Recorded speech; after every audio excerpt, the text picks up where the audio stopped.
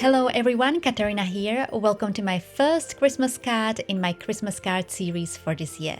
In the past 2 years, for my first video, I've been making cards that tend to be more time consuming. Last year and the year before, I made cards where I crocheted a Christmas tree and a snowflake that I adhered onto a card base. I didn't want to do that this year again, as the idea would be the same.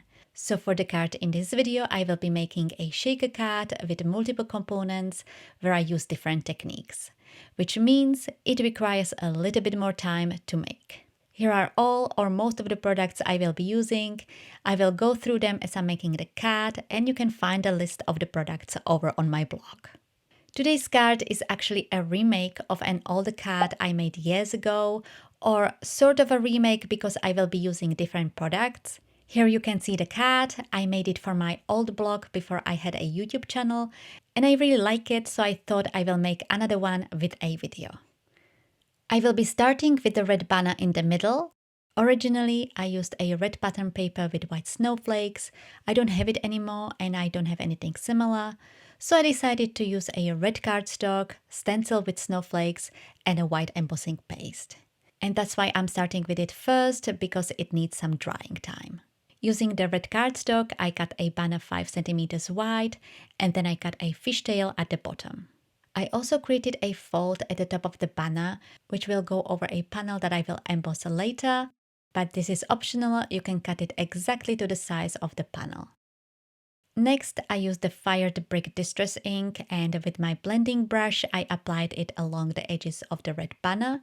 This is also optional. It is just a thing I like to do to make the cardstock more interesting. And as most of the banner will be covered, I didn't need to be overly neat with the application.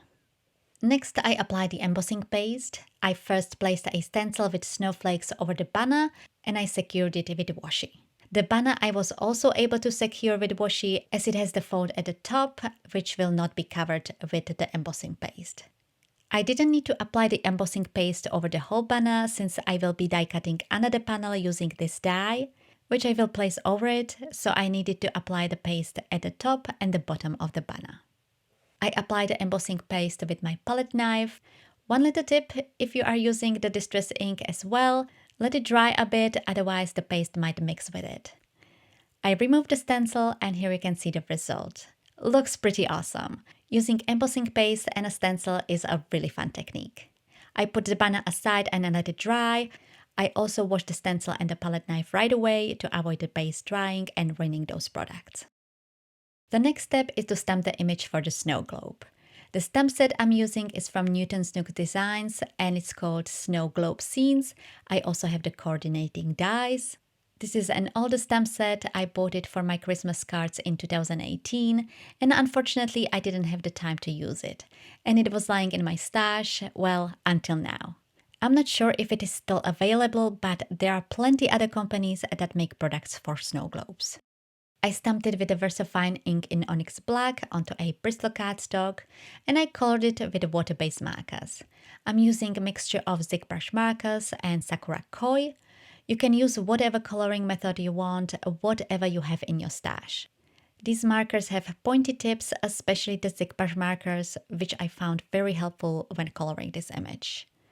To be honest, the coloring was the hardest part of this card. It is so tiny, or the spaces between the windows and the walls are really tiny. I felt really blind. I had to put my glasses on just to see it better. But I really wanted to use this particular stamps. There are other stamps in that stamp set that could be used that are a little bit bigger, but I really love this one with the houses. And actually, I mentioned this stamp set in my previous video with tips how to save money on card making. The tip was to reuse your old stamps or stamps you bought and never used. In fact, this whole card could be an example of that tip, because I'm recreating my old card using different products. If you didn't watch that video, I mentioned that if you like a card another card maker made, you can recreate it with products you already have without buying anything new. So the coloring is done. I didn't really do anything special, but it's not really needed since this is a very tiny image. I die cut it using the coordinating die for the snow globe. Here you can see it in a close-up, and I was successful staying inside of the lines. On my trail card, I had a few smudges on the snow, and I used a white liquid pearls, I believe it was, to cover it, just to create snow. A little tip if that happens to you. And I also extended the lines for the hill using a black fine liner. The houses are colored, but the sky is still white. I wanted to create a night sky, and I used 2 blue inks. I was hoping if I used these 2 shades of blue instead of dark blue or black, I will be able to use the Santa sleigh silhouette, but it was still too dark. And while I wasn't able to use the Santa, I could not leave the sky without the stars, or it could be a snow.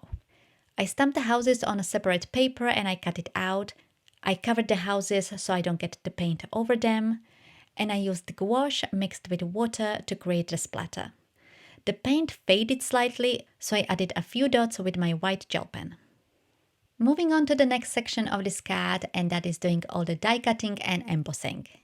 I will be die cutting a banner using this cute greenish pattern paper with little dots.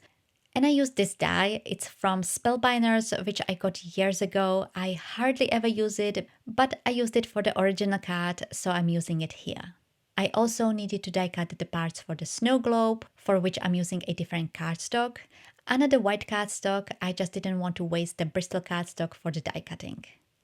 And the same cardstock I used for the embossing, where I used this embossing folder with snowflakes.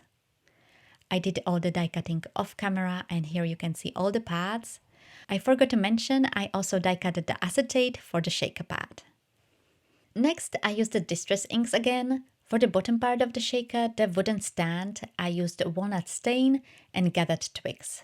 If you have a colored cardstock, you can use that. I don't have any, so when I want to use a colored cardstock, I use distress inks and create my own color. For the die cut banner, I used evergreen bough. I hope I'm pronouncing that correctly. And I did the same as I did on the red banner, just adding the ink along the edges. Again, this is completely optional. Finally, we arrived at the part where I assembled the card. I started with a shaker element. First, I attached a double-sided tape on the back of the background with the stamped houses. Doing this at the beginning, it's just easier. Then I cut thin strips of a double-sided foam tape, and I will be attaching 2 layers of the tape so the shaker elements will have some space to move. This part is always quite finicky, but I die cut 2 of the snow globe frames to make it a little bit easier to adhere. What I mean by that, I will show you in a bit. So I first attached the tape on the bottom of the frame, and then I attached the second part that goes around a half circle. I removed the backing paper as it's easier to bend, and then I attached the second foam tape layer. You can pretty much do the double layer at once. Just first fold the tape together, cut the strips, and adhere it onto the shaker pad, but I like to do this in stages. Next, I adhere the frame onto the background panel. Here you might be saying, Katarina, you didn't adhere the acetate. I know. On my practice card, this was an accident, which turned out to be very helpful. Here I used my second die cut of that frame. I adhered the acetate on the back of it. I did get a little bit of glue on the acetate, but I was able to clean it with a baby wipe. And while it was drying, I filled the background with the shaker elements. I used here cosmic glitter jewels, iced snow, and white and clear beads, which I bought years ago in a craft store, and I think they are great for shaker cards as they are not too bulky. And because I already had the frame with the double-sided tape attached without the acetate, I didn't need to worry that the shaker elements will go all over the place. After I filled it with the glitter and the beads, I put glue over the frame that is attached to the background, and I adhere the frame with the acetate over it. I think this way it's much easier to do the shaker element, as you don't need to worry that the beads and the sequins will create a mess. And also, before I adhere the beads, I used my scissors and slightly trimmed the acetate and the background piece as they were sticking out of the frame. So this part is done, and now let's assemble the background pieces. I attached a double-sided tape on the back of all of them. Also, I slightly trimmed the embossed panel so it's smaller than the card base, and I adhered the red banner with the snowflakes on top of it.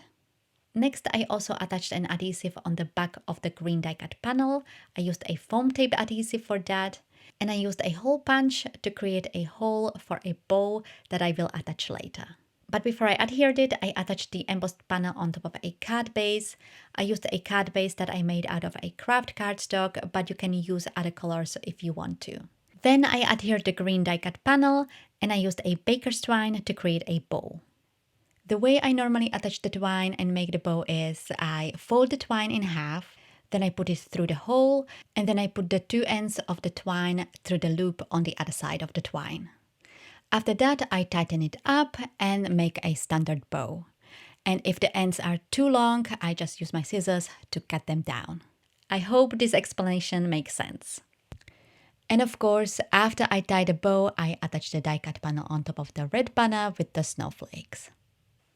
Lastly, I attached the remaining parts of the snow globe. I adhere the snowflakes on top of the stand, and then I adhere the stand on top of the snow globe. Then I attached 2 layers of a foam tape on the back of the stand. I used 2 types of a foam tape with different thicknesses just to even out the height of the top of the snow globe. But before I adhered it, I realized that there is one thing missing, which is a greeting. I picked this stamp set that says Merry Christmas. I stamped it onto a black cardstock using a Versamark ink, and then I heat embossed it with a white embossing powder. Then I cut it into a banner and I attached a few foam squares on the back of it. And now, finally, I adhered the snow globe on top of the card and the banner with the greeting I adhered below it. And the card is finished. I hope you enjoyed it and I hope you will try creating something similar. You do not need to have this exact stamp set. Having a die for a snow globe is good to have, but you can use, for example, a circle die and create a Christmas decoration instead. If you would like to have more inspiration, you can check out 2 of my cards, which I made for the first card of my Christmas card series in the 2 previous years. For one of them, I crocheted a Christmas tree, and for the other, I crocheted a snowflake. Or you can watch the whole playlist with all of my Christmas cards. All the links will be listed in the description below. Thank you all so much for watching, and I will see you in my next video.